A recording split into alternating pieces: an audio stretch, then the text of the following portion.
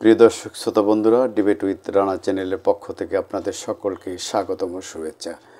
বন্ধুরা, সারা দেশে আইনজীবী সমিতির নির্বাচনগুলো হচ্ছে। এখানে দেখা যাচ্ছে মাদারীপুর আইনজীবী সমিতির নির্বাচনের 15টি আসনের মধ্যে 14টি আসনে আওয়ামী লীগের প্রার্থীরা বিজয়ী হয়েছে। একটি আসনে অর্থাৎ সভাপতি পদের আসনে বিজয়ী হয়েছে জামাতের প্রার্থী। ওই নির্বাচনে বিএনপির কোনো প্রার্থী বিজয়ী হতে পারেনি। অন্যদিকে নওগাঁ নির্বাচনে এবং ঝালকাঠির আইনজীবী সমিতির নির্বাচনে বিএনপি খুবই ভালো করেছে, কিন্তু সিলেটে বিএনপি খারাপ করেছে। সেখানে বলা হচ্ছে যে সিলেটে বিএনপিপন্থী আইনজীবীদের মধ্যে দ্বন্দ্বের কারণে তারা খারাপ করেছে, ফলে 4 জন আইনজীবী নেতাকে সেখানে দলের পক্ষ থেকে শোকজ করা হয়েছে। যদিও আইনজীবী সমিতি নির্বাচনগুলো দলীয় ব্যানারে হয় না, প্যানেলে হয়, বাট সেখানে কারা নির্বাচিত কোন দলের বোঝা যায়।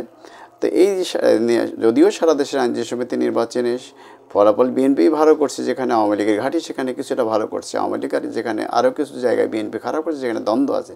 কিছু কিছু জায়গায় আওয়ামী প্যানেলের সদস্যদের নির্বাচন করতে বাধা দেওয়া হচ্ছে বলে অভিযোগ আছে। তো বিএনপি তো সারা দেশেই বিএনপি সরকারে চলে আসছে, তারা ক্ষমতায় আসতেছে, এই মর্মে তারা বিভিন্ন জায়গায় নিজেদের মধ্যে মারামারিতে লিপ্ত হচ্ছে, দ্বন্দ্বে লিপ্ত হচ্ছে, কমিটি গঠন নিয়ে, নির্বাচন নিয়ে, দখল নিয়ে ইত্যাদি অভিযোগ তাদের বিরুদ্ধে ব্যাপক আছে।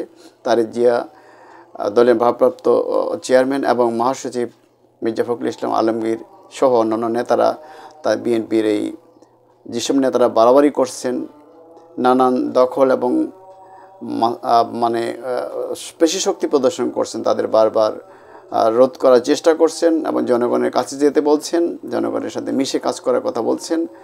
তারা বলছেন যে ক্ষমতা যায় এত সহজ নয়। নির্বাচন সামনে ঘনিয়ে আসার প্রেক্ষাপটে বিএনপি যেহেতু ক্ষমতায় যাওয়ার একটা সম্ভাবনা দেখা দিচ্ছে, ফলে এই দলটা অনেক বড় দল, এই দলের মধ্যে দ্বন্দ্ব সংঘাত হওয়াটাই স্বাভাবিক, যেটা আওয়ামী লীগের মধ্যে অতীত হয়েছে। এখন যেহেতু আওয়ামী লীগ বিপজ্জনক অবস্থা আছে, ফলে তাদের মধ্যে একটা ঐক্য হয়তো আছে এবং তারা ভালো করছে বিভিন্ন জায়গায়। এদিকে আওয়ামী লীগ চেষ্টা করছে বাংলাদেশের রাজনীতিতে ফিরে আসার, যদিও সেই সম্ভাবনা খুবই কম। তাদের চেষ্টা তারা থাকবে না।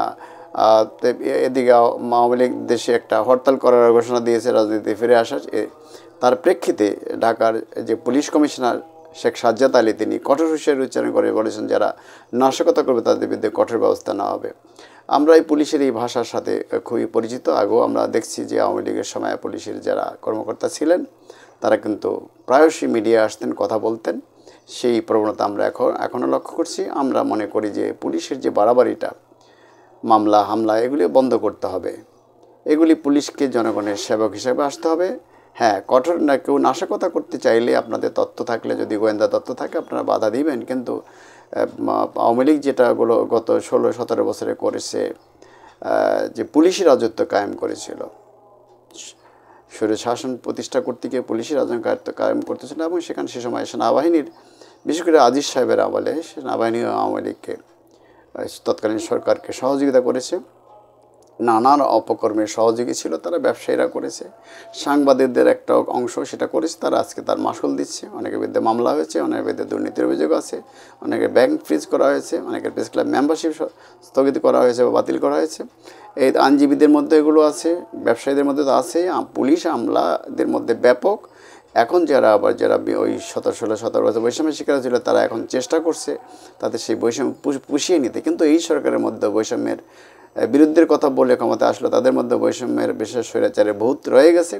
কোথাও কোথাও এখানে তারাও আবার নতুন করে বৈষম্য তৈরি করছে। বিশেষত আমরা বাংলাদেশ সমস্ত বাসসের কথা জানি, সেখানে একজনকে স্বৈরাচারের বিরোধী বলে এমডি হিসেবে নিয়োগ দেওয়া হয়েছে, কিন্তু সেখানে তিনি নতুন করে বৈষম্য তৈরি করছেন। সেখানে যারা এতদিন স্বৈরাচারের বিরুদ্ধে আন্দোলন সংগ্রাম করেছেন, তাদের বিরুদ্ধে তিনি নানা ধরনের নিবর্তনমূলক ব্যবস্থা করছেন বলে ব্যাপক অভিযোগ রয়েছে। ফলে বাসসের সাংবাদিক ইউনিটটা ভেঙে দেওয়া হয়েছে, সেখানে ইউনিয়ন টেক ওভার করেছে ক্ষমতা, এবং তারা সেখানে একটা মিটিং করবে। এমডি সেখানে পুলিশ ডেকে একটা নৈজগর পরিস্থিতি তৈরি করার চেষ্টা করছেন, এবং এইটার ব্যাপারে সরকার অবশ্যই এই বিশেষ করে এই ব্যাপারটা, অর্থাৎ এই যে সরকারের মধ্যে স্বৈরাচার আছে, তাদের আচরণের মধ্যে এই পুলিশের সাজ্জাদ আলী সাহেবের বক্তব্য থেকে আমি যেটা স্পষ্ট বুঝতে পারছি, আচরণগুলি আসলে এরকম হওয়া উচিত নয়। তার যা কাজ সেটা সে করবে, কিন্তু